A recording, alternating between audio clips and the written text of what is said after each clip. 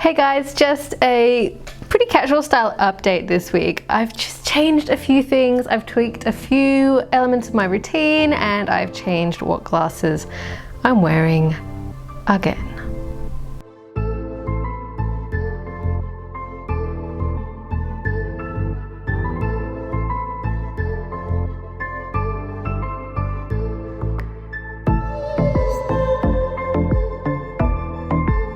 Hi, I'm Jem and I'm following Jake Steiner's Endmyopia method to get back to 20/20 vision and life without glasses. It's all based on science, not magic, and if you want more information, I'll pop some links in the description down below. And I'm going to put right up the front here today, please do remember to like, comment and subscribe. It really helps me out and lets YouTube know that this video is worth watching, and that means the world to me.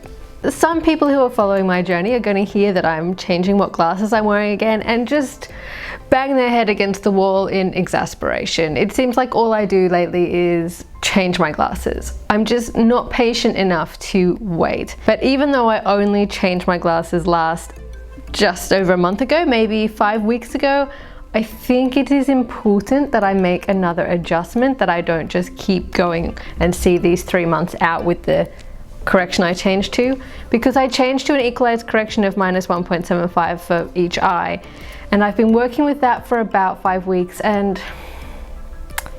I don't know that it was the right decision. I told you how to begin with it went quite well and that I did 10 days without even wearing glasses. My eyes were so comfortable not having correction on, but then after those 10 days things changed. My eyes were tired. I stopped wanting to go without glasses at all. I think those days without glasses, maybe I strained my eyes too much. There was no moment for them to actually rest and just enjoy their vision.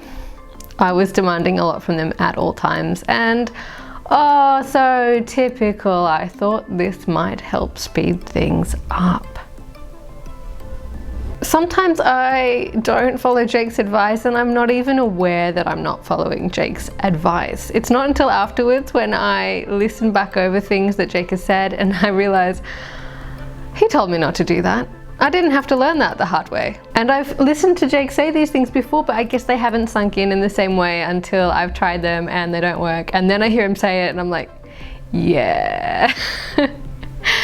So I'm still going without my glasses for a little bit, but I'm not going for the stretches that I was. And even once I gave up on this whole no glasses idea for such long periods of time, I'm still enjoying going without them a little bit each day.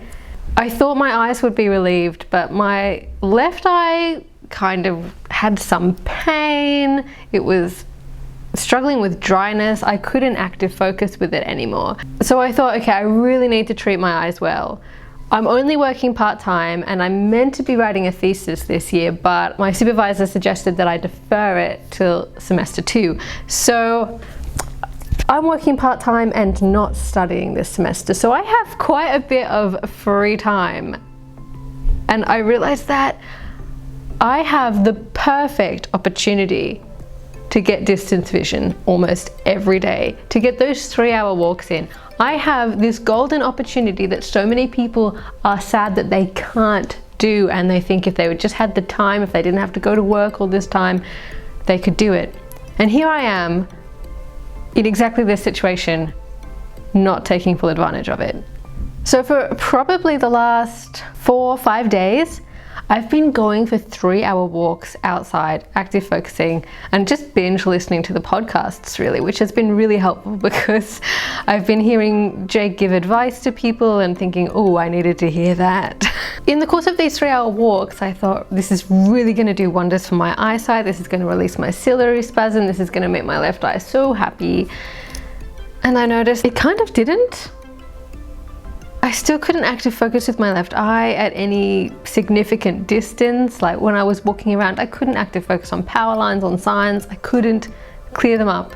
And so yesterday, it was an overcast day and I thought, there is no chance. I feel like going for a walk isn't even gonna help my left eye. So I went back to the cupboard and I pulled out my former pair of normalized glasses. Yes, I did it. Went back up to -2 in my left eye. This is the second time at least that I've gone on this journey of trying to reduce to minus 1.75s and then having to woefully admit defeat. And because I document this whole process, I have to be honest with you guys and tell you, yeah, I was wrong. It's a little bit embarrassing, but I want my eyesight. It would be more embarrassing not to go back up and then never to make any improvements ever again and just be stuck here. So here I go. And I'll tell you what, walking around with that -2 on my left eye, it was so good. For the first time in probably a month, my left eye just breathed a sigh of relief. It relaxed, it didn't hurt. And now I'm thinking maybe the dryness will sort itself out too, because it won't be living in a constant state of strain. I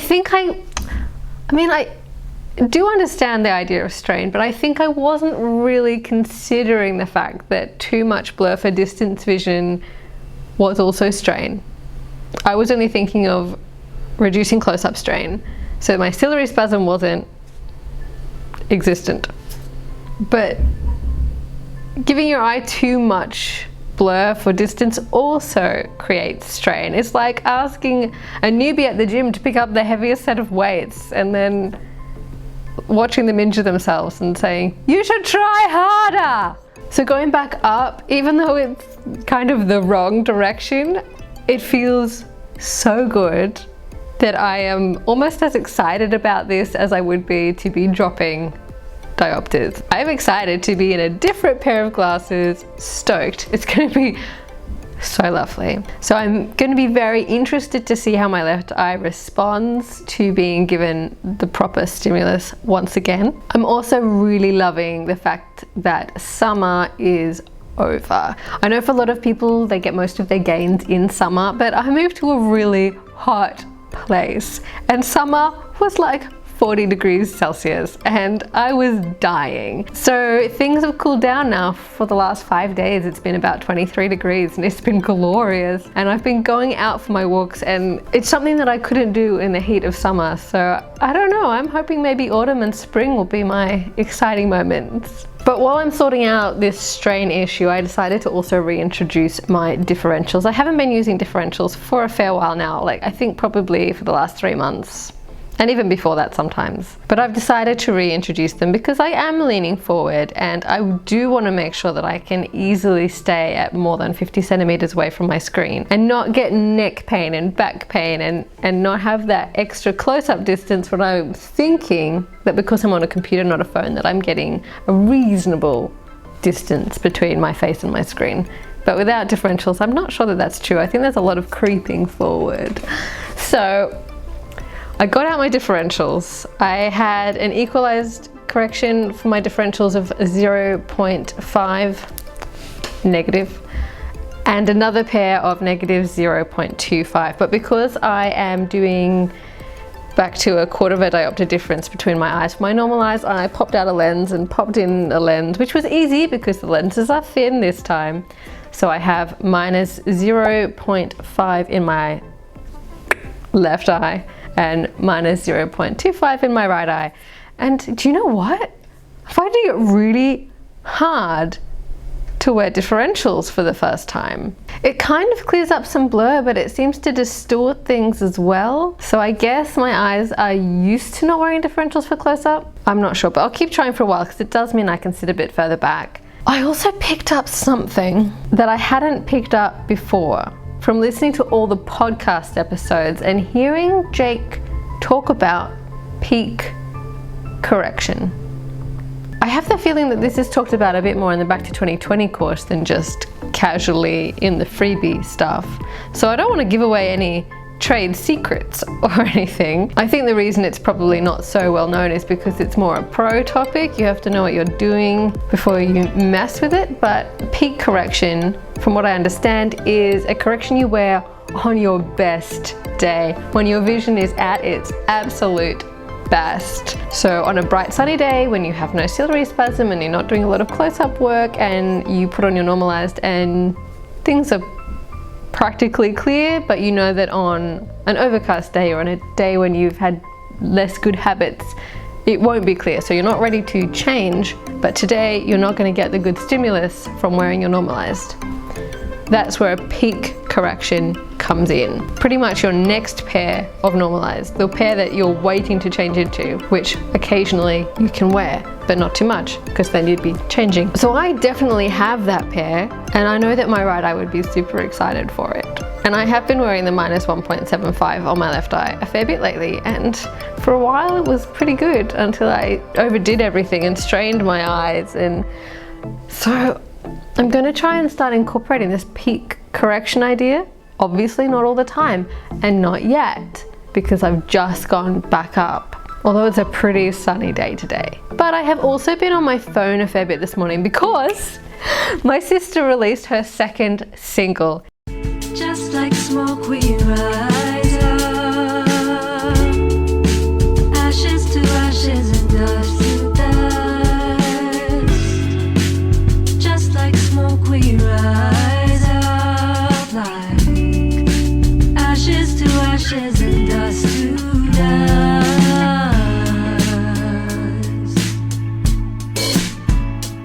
It is out in the world, it is live now. You can go and have a listen. It's on Spotify, it's on Bandcamp. Go and check it out. I'll pop some links to that down below. Her stage name is Marigolden. So do go and give her a listen. She's my sister, I love her, and oh my gosh, her newest single is amazing. Such a beautiful sound and such incredibly meaningful lyrics if you listen to them. If you go and listen to her song, please let me know. I'll be so stoked if you guys listen to it. It means the world to her, which means it means the world to me. And everyone who tells me that they've listened to it and actually has, please don't just say you have when you haven't. I'll give you a shout out in my next video in saying thank you. All right, that was a little side note, but anyway, this means that I've been on my phone a fair bit this morning, watching her social media campaign and making my own little posts about it. So yes, today is probably not peak prescription day, even though it is shiny, shiny, shiny outside. It's just, I've been on my phone for probably an hour this morning, which is not great. Also, in my previous video, I talked a bit about how I was doing I just mentioned in passing that I had been trying sunning and palming. That was sunning with my eyes closed, and it was only for like 30 seconds, and then palming for like 30 seconds. And I know that Jake doesn't advocate this. This is not part of the Endmyopia method, but I just thought, I have a couple of friends who say it works, so no harm in just trying, especially since I was keeping my eyes closed, right? One thing that was really fun, I don't know if it helped my measurements on my eyes at all, but one thing I really enjoyed about doing this was after I had like looked in the direction of the sun with my eyes closed for about 30 seconds, when I covered my eyes, firstly it was kind of dark, and then over the next 10 seconds, this beautiful bright fluorescent kind of blue color just shone in my eyes. It was just fun. It was such a bright and soothing color. I just felt like bathed in this blue light, and it was beautiful. So this is not a spiritual, mental, oh, I was bathed in blue light. This is just my eyes, after staring at the redness of the sun through my eyelids when they were covered, had this really beautiful bright blue color come through every single time. And every time that happened, I felt this huge sense of relaxation. It was really beautiful. So yeah, don't know if it helped my vision at all, but I enjoyed it. Helped my mood. One last thing.